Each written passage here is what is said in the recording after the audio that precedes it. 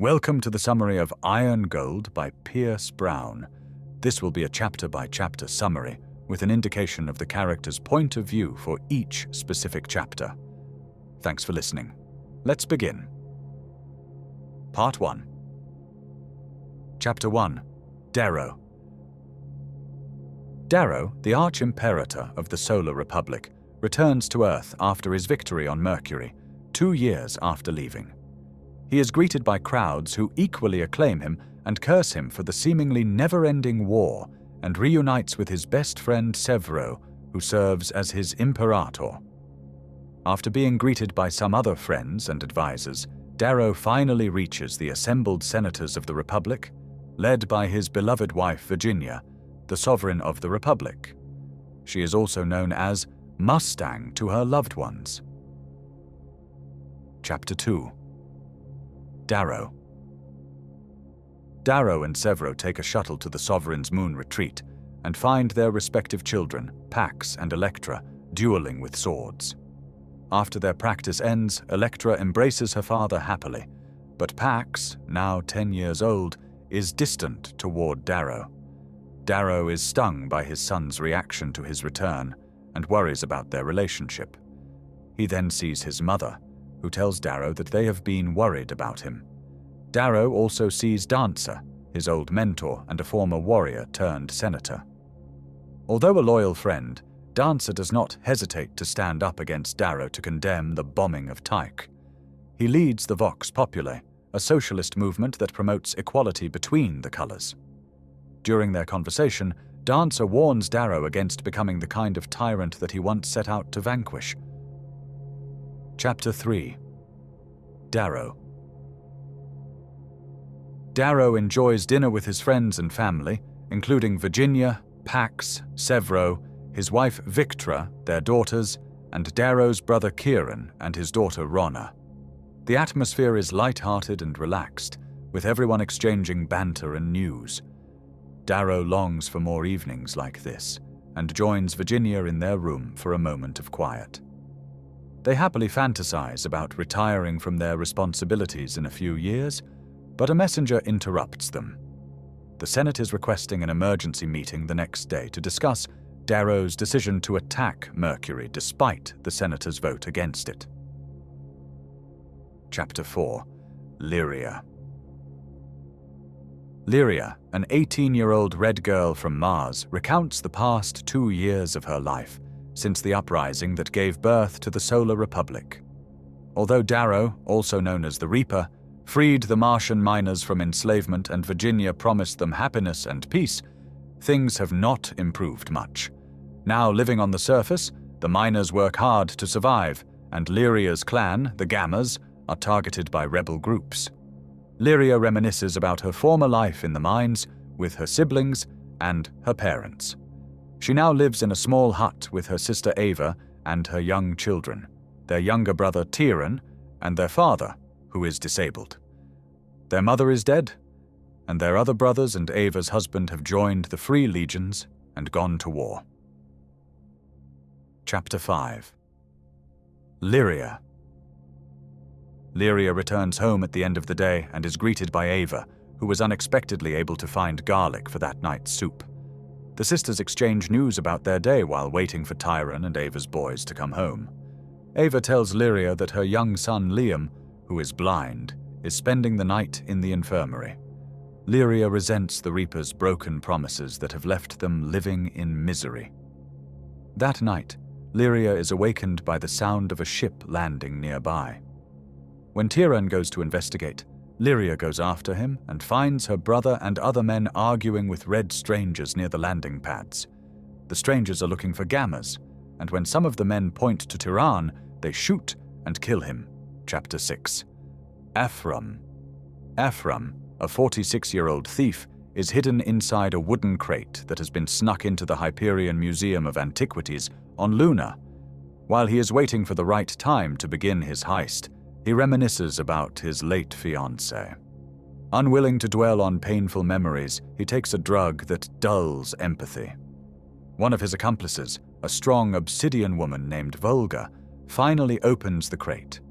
She and Ephraim join the rest of their crew. Dano, a young red Terran, and Syra, a green Terran locksmith. Syra hacks through museum security and guides them to the room where their target is waiting. The Lightbringer, an antique razor sword. Volga takes care of the security drones, while Dano evades the pressure sensors to grab the sword.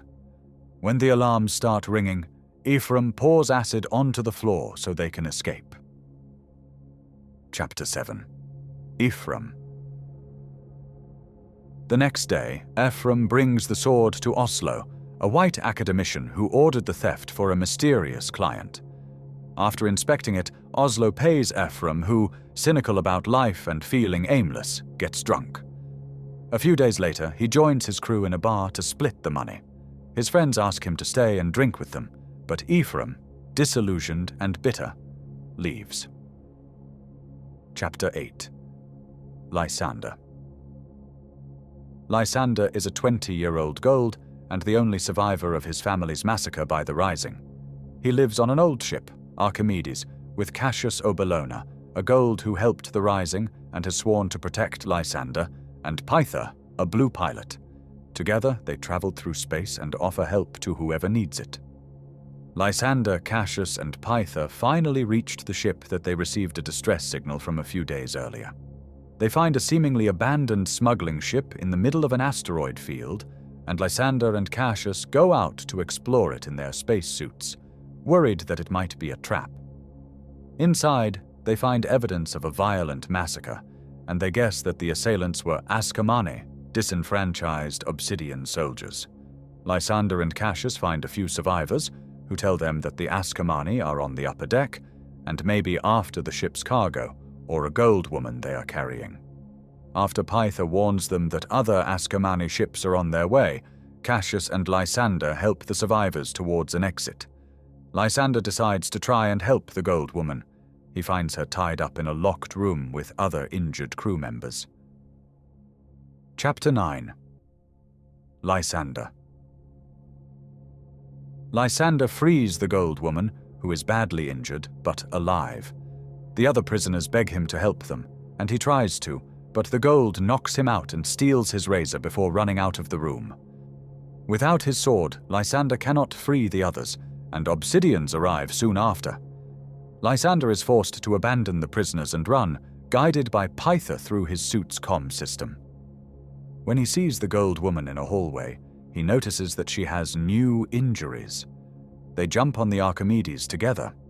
As the ship flies away, shots from the Askamane damage it and kill one of the rescued crew members. While Cassius and Pytha tend to the ship, Lysander helps the Gold woman to the infirmary, where he discovers that she is a peerless Scarred disguised as a regular Gold. Peerless Scarred like Cassius are Golds marked with a scar on their face to symbolize their outstanding fighting abilities. Before she passes out, the woman tells Lysander that she was going to asteroid S-1392. Chapter 10. Darrow. Darrow attends a Senate meeting, presided over by Virginia, to discuss the continuation of the war effort. Once the senators are assembled, Darrow reports that, after the Republic's victory on Mercury, the Ash Lord and his army have retreated to Venus and are preparing for one last stand. The Republic can now choose to stop the war or keep going until the Empire's last remnants are destroyed. Some senators support Darrow's desire to finish off the Empire, but Dancer opposes him, as the Vox Populi want to avoid further bloodshed. He argues that there is another way toward peace and introduces Julia Obelona, a messenger from the Ash Lord. Virginia has no choice but to let her speak. Chapter 11. Darrow.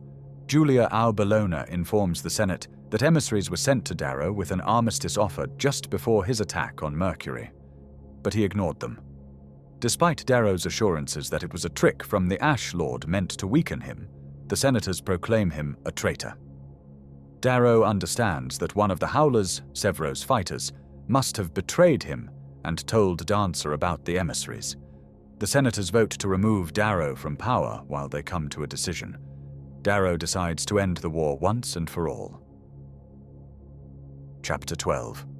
Lyria. Lyria runs home, pursued by the Red Hand, a group of Reds intent on exacting violent revenge on Gammas. She warns Ava and the children that they need to flee, then goes to help their father out of his bed. He refuses to go with them, knowing that his wheelchair will slow them down, so Lyria, Ava, and the children exchange tearful goodbyes with him. Ava leaves for the docks with her children, while Lyria runs to get Liam from the infirmary. Once she has found Liam, she runs through the streets with him, evading Red Hand soldiers and fleeing Gammas. People are killed around her, and she tries to hide in a dump site with some others. They are soon forced to run again when the Red Hand starts a fire around them. Chapter 13. Lyria. Lyria, Liam, and the other fleeing Gammas run to the docks, but find themselves trapped between the fire and the Red Hand. When the soldiers start shooting at them, Lyria is injured and falls to the ground. Republic ships arrive, and soldiers start landing around them to fight the Red Hand. One soldier lands in the water, and Lyria dives after him to rescue him. When she brings him up to the surface, she realizes that he is a gold. Chapter 14. Ephraim. On Luna, Ephraim meets his former sister-in-law, Holiday Tie Nakamura, in a bar. She was the sister of Ephraim's fiancé, Trig, and the two of them meet at that bar every year for the anniversary of Trig's death. Ephraim and Holiday have a strained conversation. They are unable to see eye to eye because she works for the Reaper, while Ephraim, disillusioned, has left the Rising. Holiday leaves, warning Ephraim that Trig would not want him to waste his life. Ephraim, heartbroken and bitter, watches an old surveillance video of Trig being killed by a gold fighter. He is suddenly assaulted and knocked unconscious. Chapter 15. Lysander. As Archimedes tries to evade the pursuing Ascomani ships, Lysander and Cassius realize that they are out of options.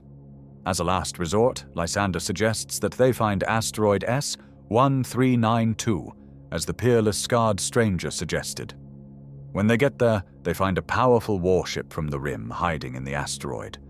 The Rim Dominion is a territory on the solar system's outer region.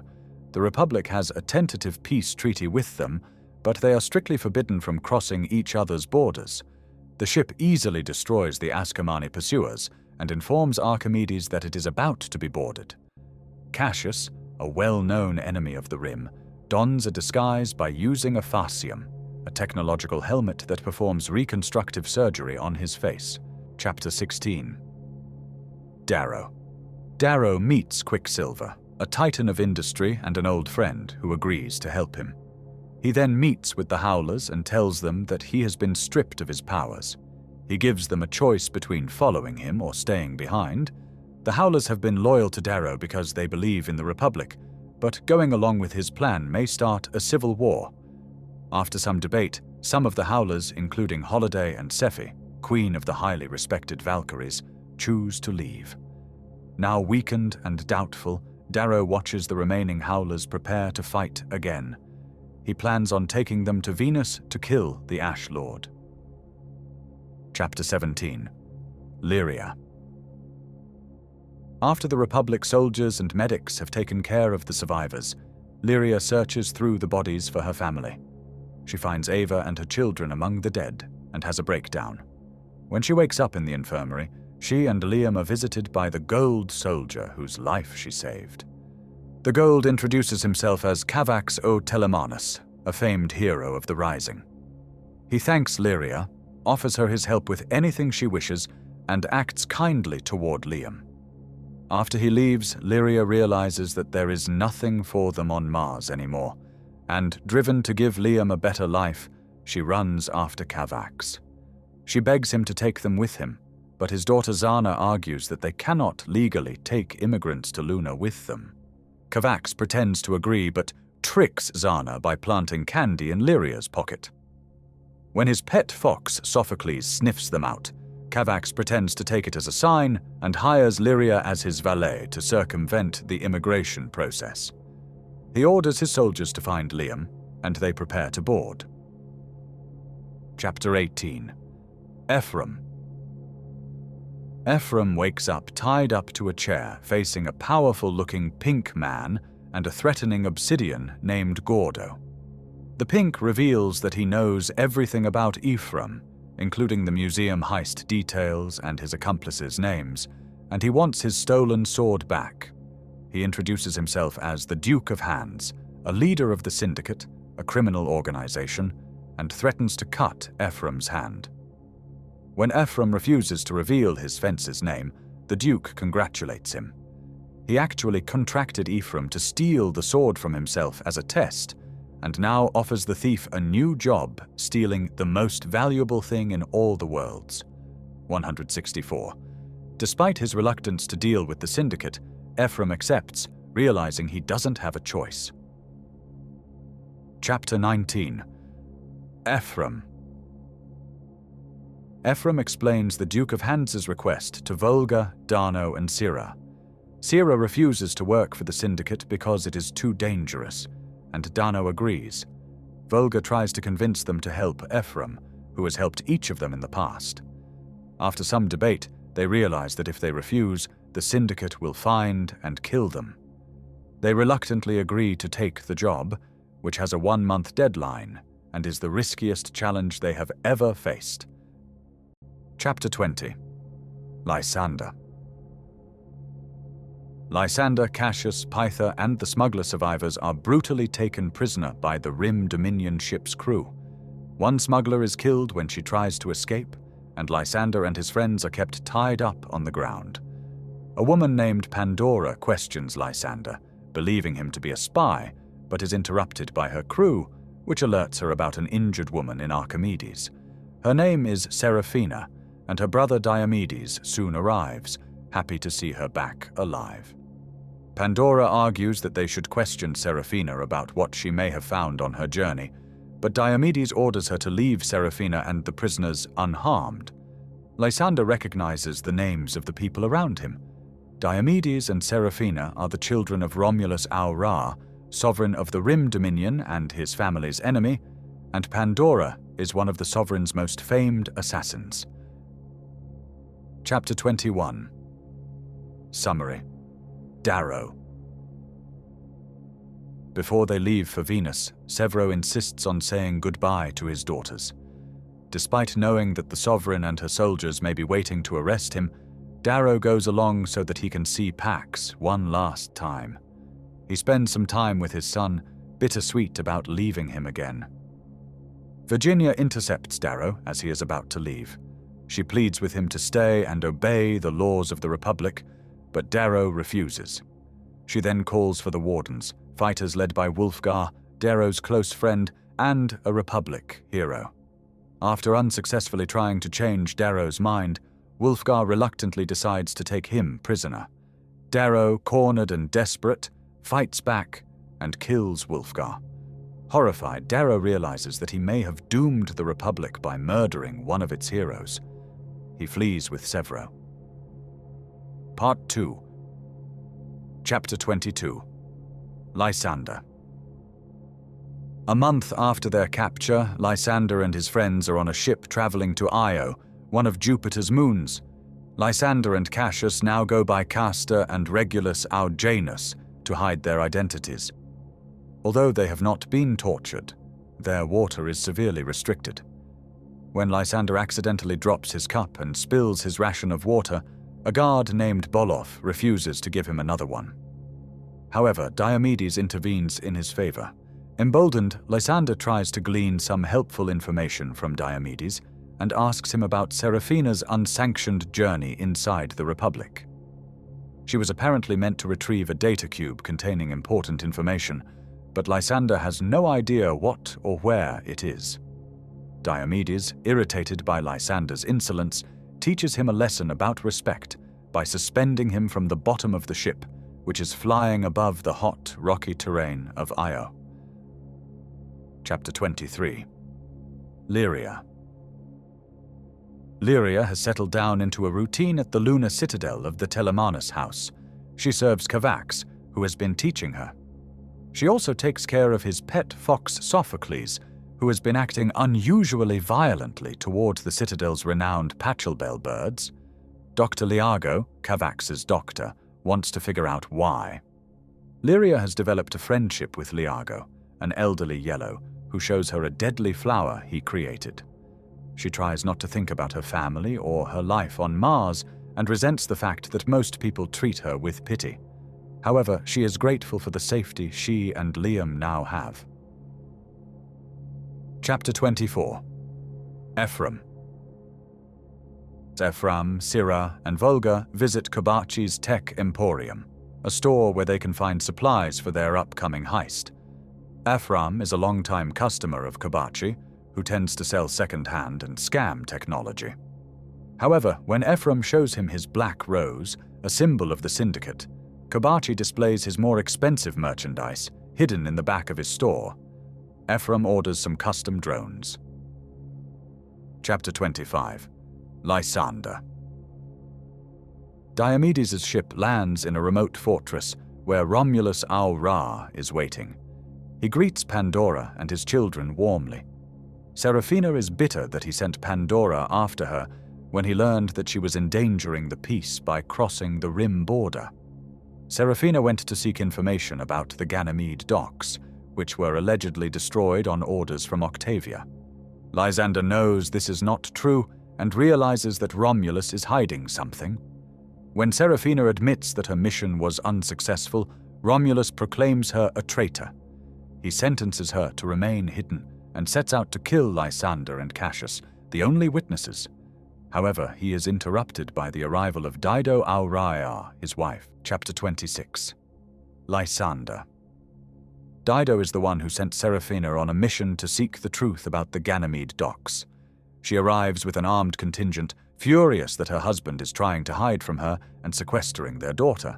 She and Romulus argue, with their sons Diomedes and Marius on Romulus's side and their nephew Bellerophon on Dido's. Dido claims that Romulus has forgotten that he is meant to serve the Moon Lords and orders him arrested. A fight ensues, and Diomedes kills many of Dido's soldiers. Eventually, Romulus surrenders, and Dido has him arrested. Seraphina then tells her mother that she did actually find the information she wanted, and Dido greets Lysander and Cassius as her guests. Chapter 27. Darrow. Despite his own doubts and Sevro's warnings, Darrow and the Howlers prepare to free a prisoner from Deepgrave, the Republic's most secure prison. Deepgrave is a moving base that travels at the bottom of the Earth's ocean. To access it, they commandeer a submersible crabber's ship, pretending to be Venusian outlaws. They dive to the bottom of the ocean and, after hacking into the prison's security to avoid being detected, eventually find Deepgrave. They head straight to the cell where they know their prisoner is kept. The man they want to free is Apollonius Au Valley Wrath, a psychopathic warmonger and longtime enemy of Darrow's, but they need his help to fight the Ash Lord. However, when Darrow and his team get to Apollonius's cell, they find it occupied by an unknown obsidian instead. The obsidian, whose tongue has been cut off, appears to be a former prison guard and indicates that he knows where to find Apollonius. Chapter 28. Darrow. The obsidian leads Darrow and the Howlers to the warden's quarters, where they overpower the warden and start questioning him. The warden reveals that he made a deal with Apollonius, who wanted out of solitary confinement. Darrow finds Apollonius now living in a luxurious cell block, and, still pretending to be Venusian, tells him that they are here to free him on his brother's behalf. Apollonius is doubtful but agrees to follow the Howlers. However, before he leaves, he lunges at the warden and puts his eyes out. He attacks Darrow next and uncovers Darrow's face, recognizing him, before Sevro shoots him with tranquilizers. Darrow and the Howlers take the unconscious Apollonius and the obsidian, now named Tongueless, with them. Chapter 29. Lyria. On her day off, Lyria visits the city of Hyperion. She is quickly overwhelmed by the city's fast pace, crowds, and unfamiliar sights, and accidentally bumps into a gold lady who takes her for a thief and alerts nearby watchmen. Despite Lyria's protests, the watchmen arrest her. Lyria is taken to an old wagon, but a stranger intercedes, pretending to be an old friend of hers. Although he introduces himself as Philippe, he is actually Ephraim. After convincing the watchman to let Lyria go, Philippe refuses payment and instead offers to show her the city's sights. Lyria and Philippe enjoy the rest of the day together and begin a friendship. Chapter 30. Darrow. Darrow and the Howlers free additional prisoners to hide Apollonius's escape. The Howlers are visibly uncomfortable with freeing such criminals, but Darrow tries to project confidence to inspire them. Their ship joins Nessus, operated by Darrow's brother, Kieran. Darrow orders Kieran and his daughter, Ronna, who is a Howler, to stay behind, while he, Sevro, and the rest of the Howlers board Nessus. Later, when Darrow finds himself alone in his quarters, he lets his doubts creep in and wonders about his duty to his family. Chapter 31. Ephraim. As Kobachi works on Ephraim's custom orders for the Syndicate, Ephraim works on another part of his plan. He has been cultivating a friendship with Lyria to use her in his schemes, but is full of self-loathing for abusing her trust and naivety. One day Ephraim dons his Philippe disguise and meets Lyria at a park. Lyria opens up about her loneliness, and Ephraim uses the opportunity to give her his pendant. He pretends it is a symbol of friendship, but it is actually a hidden drone created by Kobachi. Chapter 32. Lysander. Lysander and Cassius are taken to Sungrave, the main city on Io, where they are treated like guests. After a massage, Lysander refuses to have sex with enslaved sex workers, which leads to a disagreement with Cassius, who believes they should keep a low profile and accept their host's offer. Lysander feels like he and Cassius are growing apart. Chapter 33. Lysander. Later, when he is alone in his room, Lysander is unexpectedly visited by Seraphina. She banters with him, teasing him about refusing the pinks earlier. He realizes that she is more powerful and aggressive than he was taught to be, despite their similar upbringings as sovereign heirs. Seraphina is unsure about Lysander's motivations, but warns him to give Dido whatever she wants. Chapter 34. Darrow. Back on Nessus, the Howlers realize that they have a stowaway. Darrow and his men search the ship and find Darrow's daughter Ronna, who snuck on board against his orders. Since it is too late to go back, Sevro orders her to clean the latrines. Later, Darrow and Sevro speak with Apollonius about their plan. He is exuberant and calculating, and Darrow resents having to make a deal with him.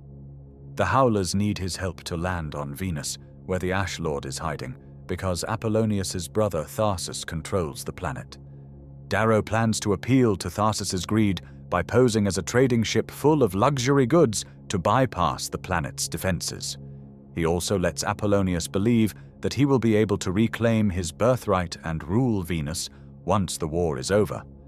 However, he knows that the Venusians will not accept Apollonius's return and will instead devolve into a civil war, which Darrow can use to his advantage. He has also had a bomb implanted in Apollonius's head, which he can detonate at any time and use as leverage to control him. Chapter 35. Lyria.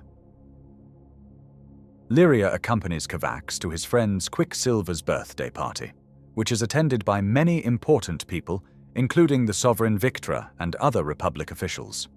Lyria is called to the party so she can take Sophocles outside. While she tries to get Sophocles to come to her, Lyria overhears the party's conversation about the Vox Populi's rise.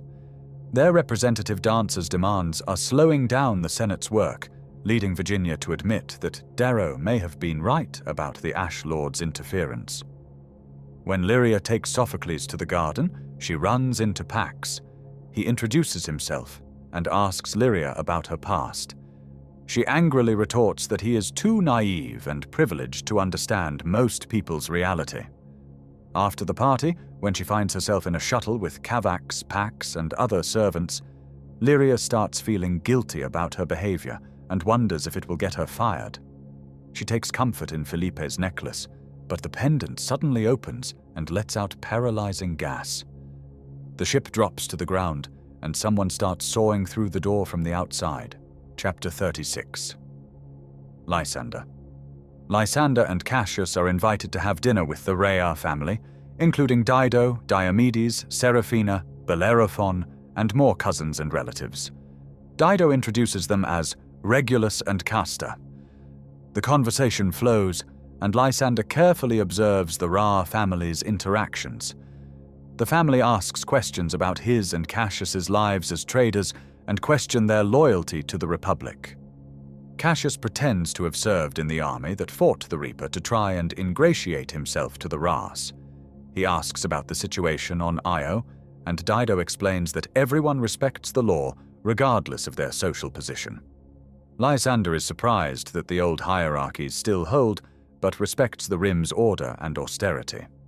The conversation turns to the evidence that Seraphina brought back from the Republic. She tells them that she hid the data cube in Lysander's razor. Lysander and Cassius play innocent as they hid it, along with evidence of their true identities, in a safe on Archimedes.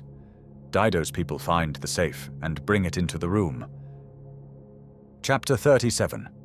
Lysander. The safe will implode if opened without the right combination. Cassius tries to bargain his and Lysander's lives for the code, but Dido refuses. The Rhaas know who Cassius truly is, because Seraphina recognized his razor when she stole it from Lysander. Cassius is a known enemy of theirs, and they assume that Lysander is one of his young brothers who survived the war. Chapter 38. Lysander. A servant brings in a grizzly, a small creature that eats masks, and uses it to restore Cassius's face to its original form. Cassius defiantly refuses to open the safe. He wants to prevent the war that Dido is trying to start with the data cube's evidence. Lysander sides with him, so Dido orders Bellerophon to duel Cassius to the death. Chapter 39. Ephraim. Ephraim, Volga, and Dano get inside the crashed shuttle and search through the unconscious bodies. They find and retrieve Pax and Electra, their targets. Ephraim leaves fake clues that the heist was the work of Red insurgents.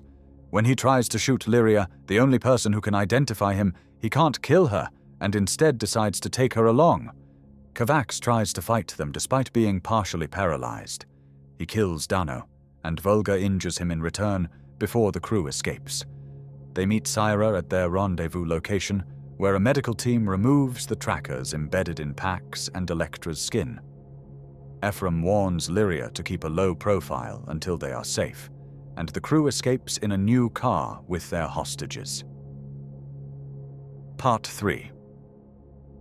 Chapter 41. Lysander. Lysander steps into the arena because, despite their disagreement, he cannot stand by as Cassius is killed. He reveals his true identity to the stunned audience as Lysander Aulun, heir to the great house Aulun and descendant of the legendary Selenius Aulun, whom the Rhaas elected as their first sovereign. He orders the safe to be brought to him. Chapter 42. Ephraim. Ephraim and Volga bring Pax and Electra to the Duke of Hands, while Lyria stays hidden in the trunk of the car. Ephraim is surprised when the Duke holds his end of the deal, paying them and releasing Ephraim from his debt. When the Duke starts slapping Pax, Volga is angered, but Ephraim knows they are powerless to stop it. A sudden noise alerts the Duke's men to an intruder, and Ephraim realizes that Lyria has escaped. The Duke brings in Sira, one of Ephraim's crew who volunteered to spy for the Syndicate, and orders her killed for her lack of loyalty. Ephraim and Volga leave after the Duke offers them further employment, shaken by the encounter. Chapter 43. Lyria. Lyria runs through Hyperion's lower streets to escape the Duke's obsidians. Hyperion is built on several levels, with the lower classes living at the bottom and the wealthy living in high rises.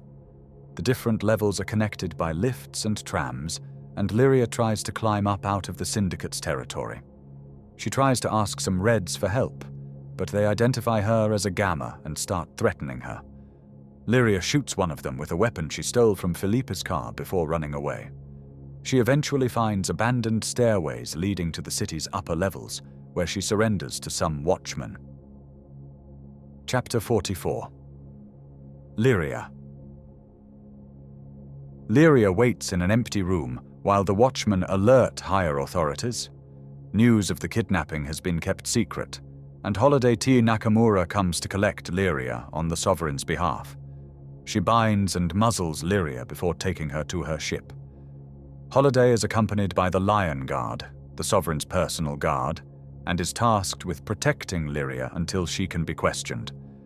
On their way to the Citadel, however, they are intercepted by Victra's ships. Victra wants to question Lyria about her daughter's kidnapping herself, but Holiday refuses to relinquish her prisoner. She orders her men to push through Victra's ships. When they get to the Citadel, Kavax's wife, Niobe Au Telemanus, is waiting for them. Chapter 45. Darrow. Darrow's ship is commandeered by Tharsis' people. When they land on Venus, they find a smaller fleet than they expected, and assume that most of the Ash Lord's ships are hiding on the other side of the planet. They are greeted by armed guards, and Apollonius orders them to spread the word of his return and kill all men loyal to the Ash Lord. Darrow, Sevro, and Apollonius find Tharsis swimming and drinking with his entourage. They kill Tharsis' friends and take him prisoner. Chapter 46. Darrow. After Apollonius and Tharsis reunite, Darrow is afraid that the brothers' bond will prevail over his arrangement with Apollonius. Tharsis is terrified of Apollonius, who manipulates him by threatening his life, then forgiving his betrayal. Darrow wants an audience with the Ash Lord, but Tharsis tells them that the Ash Lord has not been seen since an assassination attempt over 3 years ago. They must see his daughter Atalantia instead, but no one knows where she is.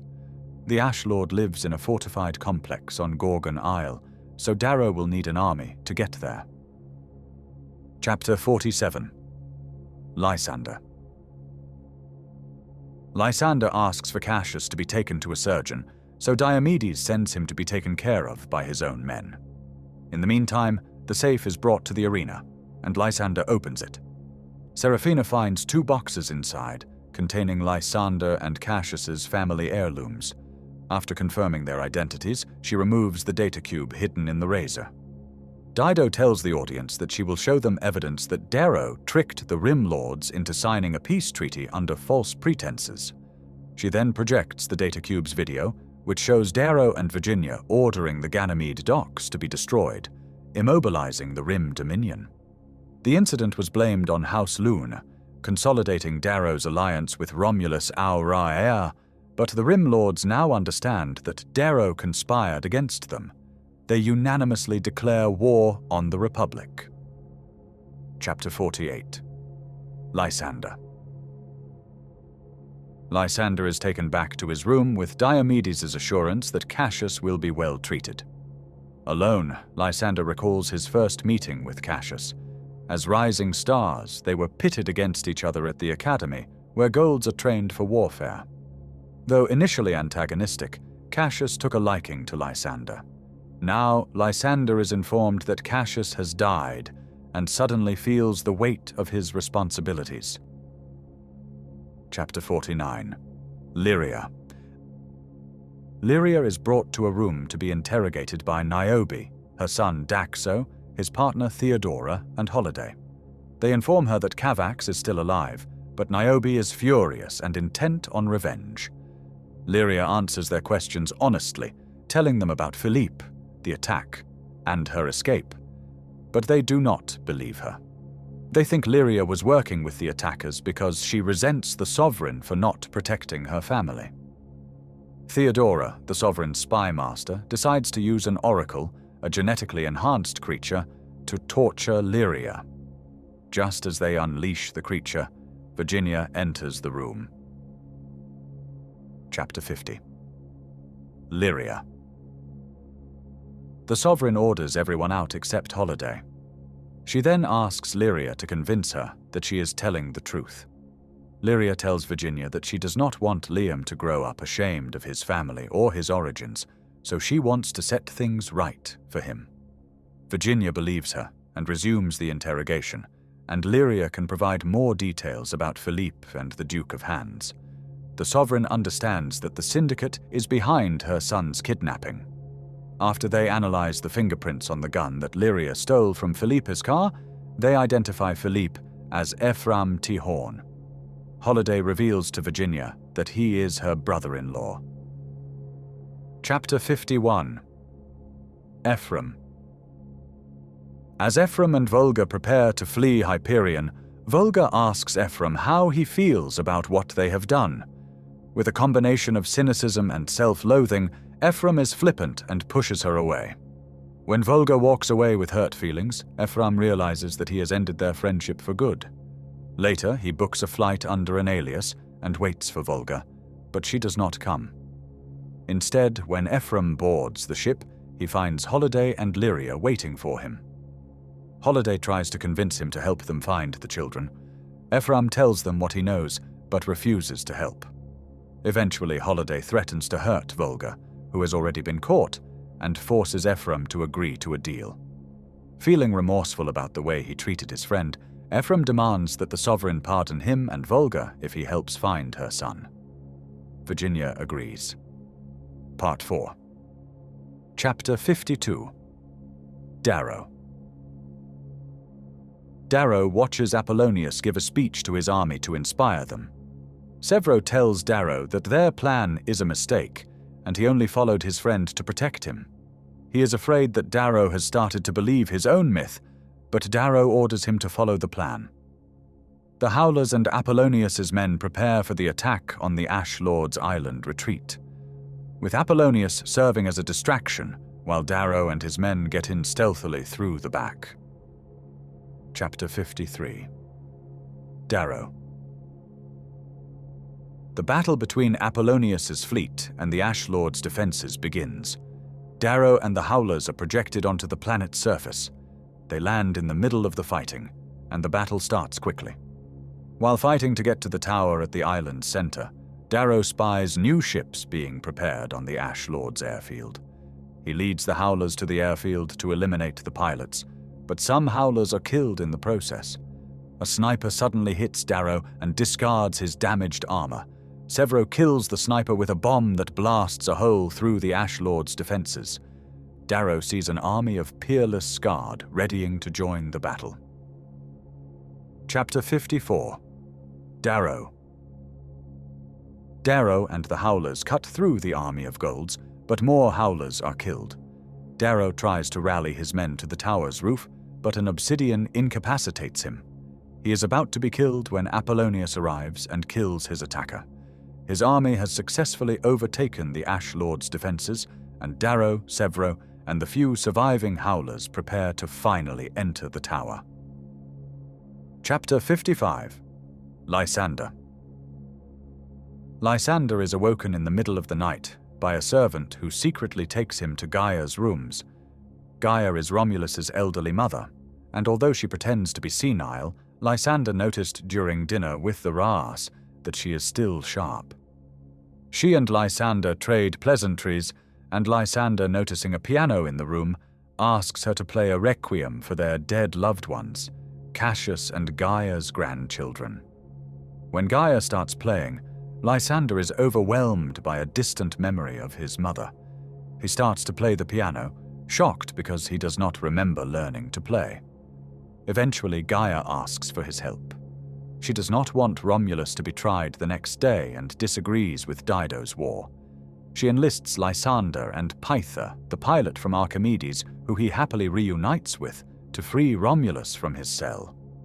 Her daughter Vela's army is waiting outside the city to attack Dido's forces. Gaia then orders Goroth, her faithful obsidian servant, to take Lysander and Pytha to the cells and arms Lysander with her razor. Chapter 56. Lysander. Goroth takes Lysander and Pytha to the cells through secret tunnels carved into the mountain. When the obsidian opens a door leading to the cells, Lysander attacks him. He is unable to kill Goroth, but cuts off his hand before the obsidian flees through the tunnels. Lysander orders Pytha to stand down and waits to be taken by Dido's soldiers, having decided to side with her. Later, after recounting his story and Gaia's betrayal to Dido and Seraphina, Lysander explains that he betrayed Gaia because he supports Dido's war. Dido orders Seraphina to reason with Gaia while she sends people to look for Goroth in the dark, unmapped tunnels. She also tells Lysander that she has arranged for Romulus's trial to end with an acquittal. There is no evidence of his treason, and she needs the support of his people. Romulus will have no choice but to side with Dido and lead the war with her, so they will decide Lysander's fate together. Chapter 57. Ephraim. Ephraim and Holiday plan for Ephraim to request an audience with the Duke, and, once he has located Pax and Electra, call Holiday's forces to the rescue. After Ephraim contacts the Syndicate, the Duke's men take him to the Duke's location, but put a distortion hood on him so he cannot keep track of where they are going. With the Duke, Ephraim pretends that, after seeing the Syndicate in action, he has developed more ambition and greed.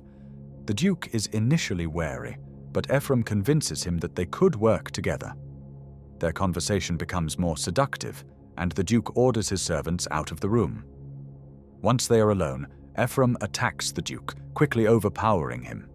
He then calls Holiday, who informs him that he is on Endymion, much farther than they expected. It will take 2 hours for her troops to arrive.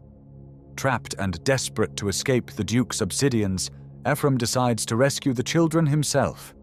He takes the Duke hostage, and they go down to the building's lower levels. Ephraim kills the guards and forces the Duke to open the safe, which contains Pax, Electra, and riches beyond his imagination. Chapter 58. Ephraim.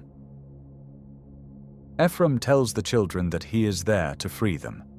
Pax and Electra are dubious, recognizing him as their kidnapper, but eventually agree to follow him. In the safe, the children find some razors, and Ephraim steals some gems and an original Dali painting. The Duke's men are waiting outside, so Ephraim threatens the Duke's life and orders them to stand down. Still dragging the Duke along, he leads the children back up to the Duke's chambers. He plans on using the Duke's private ship to escape, but realizes that Gorgo, the Duke's right-hand man, is waiting for him. Just as the escapees board the ship, Gorgo fires on Ephraim through the Duke's body. Ephraim leaves the Duke behind and takes flight with the children, then calls the Sovereign. He demands Volga's immediate release in exchange for the children's location.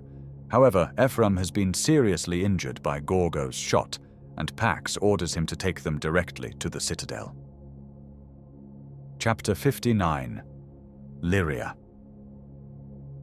Although she has not entirely forgiven Ephraim, Lyria decides to let go of her anger after Holiday shares the horrors of his past. They then join the Sovereign, Theodora, and Daxo, who are discussing whether Virginia should tell the Senate about her son's kidnapping. The Sovereign refuses, arguing that the Senate would then remove her from her position. She would not be able to stop the peace talks, which she realizes are a ploy by the Ash Lord. Virginia then asks Lyria for her forgiveness for not protecting Mars like she promised to do, and Lyria offers it in honor of her family's memory. Lyria then agrees to testify to the Senate in exchange for Liam's safety and care. Later that night, Lyria is attacked in her room by a woman sent by Victra, who shoots her with a paralyzing agent. Chapter 60. Darrow. Darrow and Sevro finally reach the Ash Lord's chambers. Inside, they are shocked to find the former ruler weakened by a deadly sickness, kept alive by life support machines. The Ash Lord mocks their surprise as they realize that with the Ash Lord incapacitated, his daughter Atalantia has been at his army's helm. The Ash Lord reveals that Pax and Electra have been taken, and the Republic's forces are more divided than ever. Darrow realizes with dread that the war is starting over. When Apollonius joins them, he reveals that he is the one who poisoned the Ash Lord 3 years earlier. Heartbroken and despairing, Darrow orders Apollonius to burn the Ash Lord alive. Chapter 61.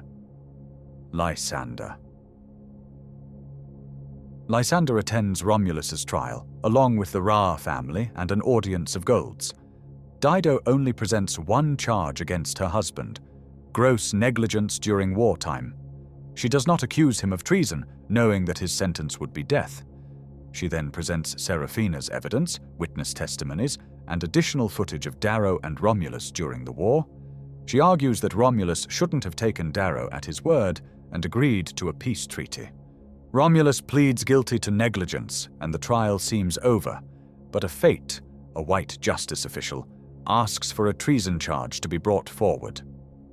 This time, despite Dido's protests, Romulus confesses that he knew of Darrow's deceit and conspired to hide it from his people for the sake of peace.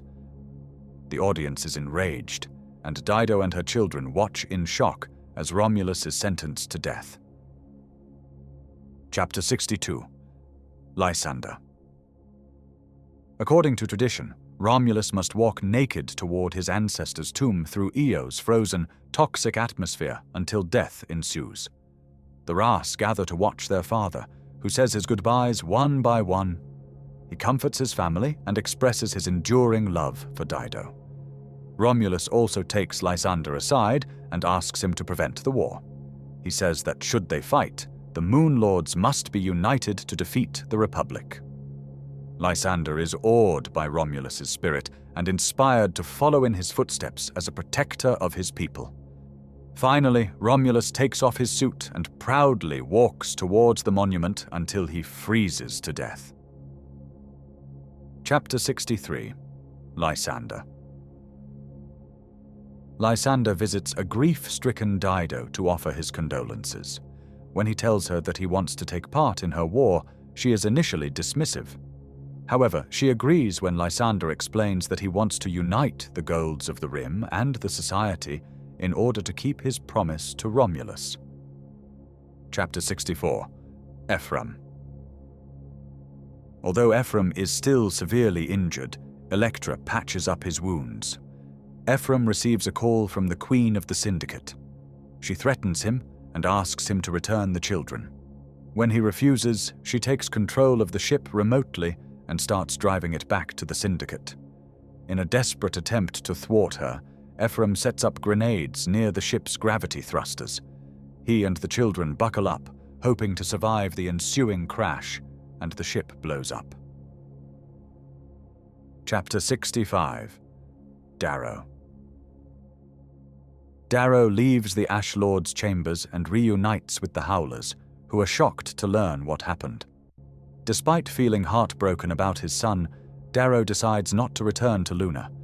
He tells the others that he plans on joining his fleet, yet unaware of the oncoming attack, and retakes his position at the army's head. Sevro, who only wishes to be with his own family, does not understand Darrow's decision, and they part on bad terms. Darrow and the remaining Howlers board the Ash Lord's shuttle, while Sevro takes Nessus. As Darrow prepares to leave, Apollonius approaches him to remind him of his promises. Darrow disarms the bomb in Apollonius's head and finally assumes his role as the Reaper once again. Thanks for listening to the summary of Iron Gold. Don't forget to like, comment, and subscribe. See you in the next one.